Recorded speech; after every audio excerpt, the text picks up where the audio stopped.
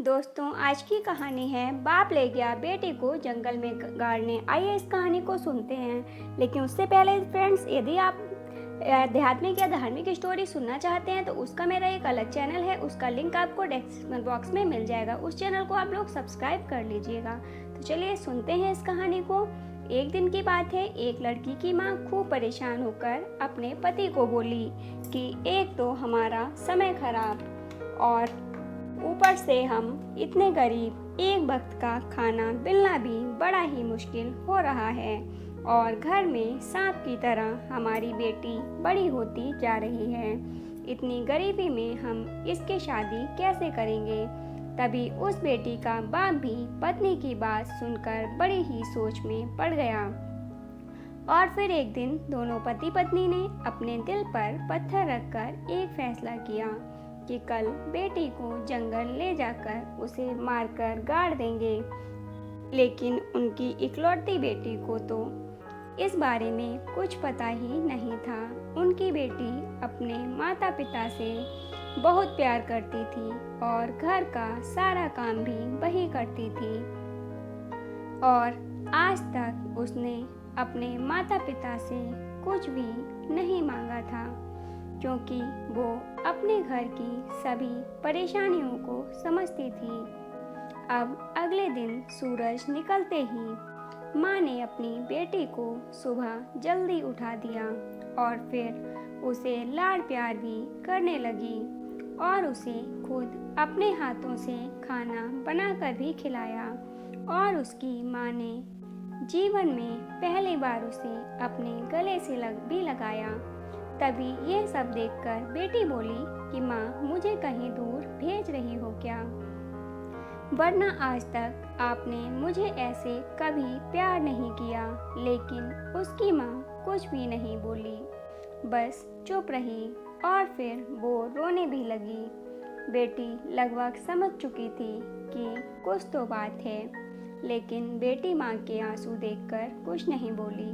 तभी उसके पिता एक फावड़ा और एक चाकू लेकर आते हैं। तो माँ ने रोते हुए अपनी बेटी को सीने से लगाया और फिर उसे बाप के साथ जाने के लिए कह दिया।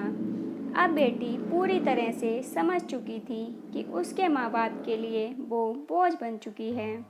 लेकिन बेटी उनकी बहुत अच्छी थी और जाते जाते उसने अपनी माँ से कहा कि माँ, हर जन्म में तुम ही मेरी माँ बनना। यह कहकर बेटी बाप के साथ चली गई। अब दोनों बाप बेटी चुपचाप ही घने जंगल की तरफ जाने लगे। तभी अचानक बाप के पैर में एक बड़ा कांटा चुभ गया और वो दुखी होता हुआ एकदम से नीचे बैठ गया। बेटी से देखा नहीं गया। उसने तुरंत कांटा निकाला और फिर पिता के पैर पर अपनी चुन्नी फाड़कर बांध दी। तो पिता ने कहा कि बेटी, मेरे पैर हाथ न लगाओ। हम बेटियों के हाथ पैरों पर नहीं लगवाते। तो बेटी ने कहा कि पिताजी, मैं भी आपको दुखी नहीं देख सकती। ये सुनकर पिता की आंखें नम हो गईं, मगर उसने अपने आंसू दबा लिए। फिर वो थोड़ी ही देर में जंगल के बीचों बीच पहुंच गए। अब उसके पिता एक जगह देखकर उसे फावड़ा लेकर खोदने लगे और बेटी बाप के सामने बैठी हुई थी।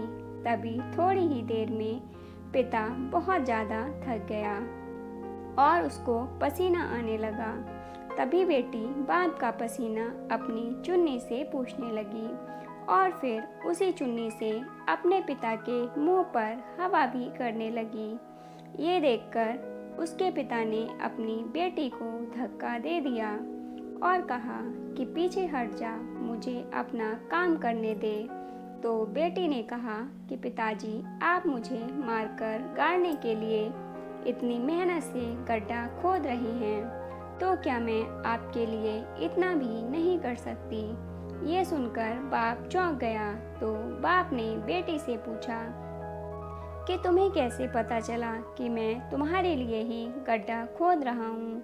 तो बेटी ने कहा कि पिताजी, मुझे पता है कि मैं आपके लिए मनहूस हूँ और बोझ भी हूँ, इसलिए आप मुझे यहाँ गाड़ कर मार दोगे। अब उसके पिता गुस्सा भी थे और उसकी आंखों में आंसू भी थे। तब उसने अपनी बेटी को सच बता दिया कि हाँ, तू है मनहूस हमारे लिए, काश तेरी जगह हमारे बेटा हो जाता तो सब ठीक ही होता। ये कहकर बाप जोर जोर से फावड़ा चलाने लगा। तभी अचानक फावड़ा उसके पिता के पैर में बहुत ही जोर से लग गया। उनकी 2 उंगली कट गईं। ये देखकर बेटी रोने लगी, लेकिन बाप तो गुस्से में था।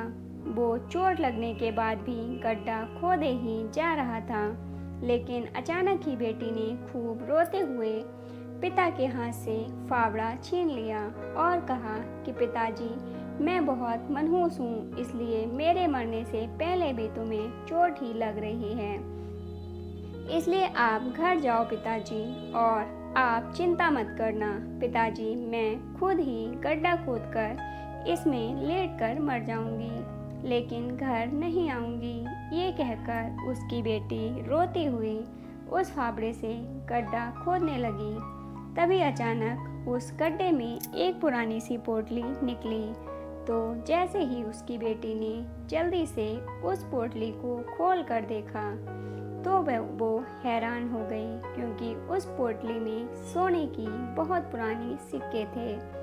उन्हें देखकर उसकी बेटी ने जल्दी से अपने पिताजी को बुलाया।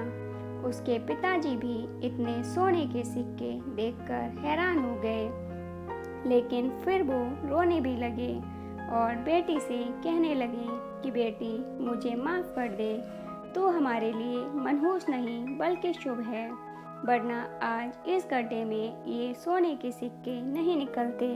अब घर चल। तो बेटी मुस्कुराने लगी और पिता से कहने लगी कि पिताजी, अब जब आपको सोने के सिक्के मिल गए तो आप मुझे घर लेकर जा रहे हैं। फिर जब ये सिक्के खत्म हो जाएंगे तब फिर आप मुझे यहीं गाड़ने लेकर आओगे। इससे अच्छा है कि मैं अभी मर जाऊं। ये सुनकर पिता रोते हुए बेटी के पैरों में गिर गया और कहने लगा कि नहीं बेटी, मुझे माफ़ कर दे, हमसे बहुत ही बड़ी भूल हो रही थी। बेटी मनहूस नहीं, घर की लक्ष्मी होती है। तुम तो मुझसे इतना प्यार करती हो बेटी कि तुमने ही तो मेरे पैर का कांटा निकाला, जबकि मैं तो तुम्हें मारने लेकर जा रहा था। फिर भी तुम्हें अपने पिता से इतना प्रेम था। तुम्हारे इसी प्रेम ने मुझे अपना कर्तव्य याद दिला दिया। बेटी, अब अगर भूख से मरना ही होगा तो हम तीनों साथ ही मरेंगे, वरना कोई नहीं। और रही बात इन सोने के सिक्कों की, तो ये लो, इन्हें वापस इसी गड्ढे में दबा दो। ये सुनकर बेटी बाप के गले से लिपट गई और कहने लगी कि मुझे अच्छा लगा पिताजी, आपके अंदर ये बदलाव आ गया, वरना आज मैं आपको यहीं मरकर दिखा देती।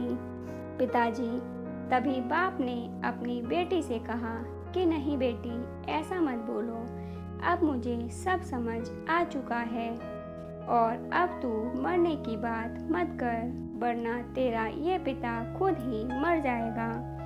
तभी दोनों बाप बेटी वापस घर चले गए और खुशी खुशी अपना जीवन जीने लगे। वास्तव में दोस्तों, बेटी कभी बोझ और मनहूस नहीं होती, उसके नसीब का तो खुद भगवान ही दे देता है। जैसे उस बेटी को उस गड्ढे में सोने के सिक्के मिल गए। दोस्तों, आपको कहानी कैसी लगी कमेंट बॉक्स में ज़रूर बताइएगा।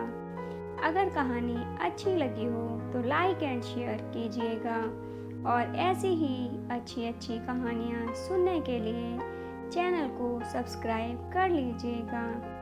दोस्तों, कहानी को पूरा सुनने के लिए धन्यवाद। दोस्तों, आप किस तरह की कहानियाँ सुनना पसंद करते हैं, हमें कमेंट बॉक्स में ज़रूर बताइए ताकि हम आपके अनुसार कहानियाँ ला सकें। धन्यवाद दोस्तों।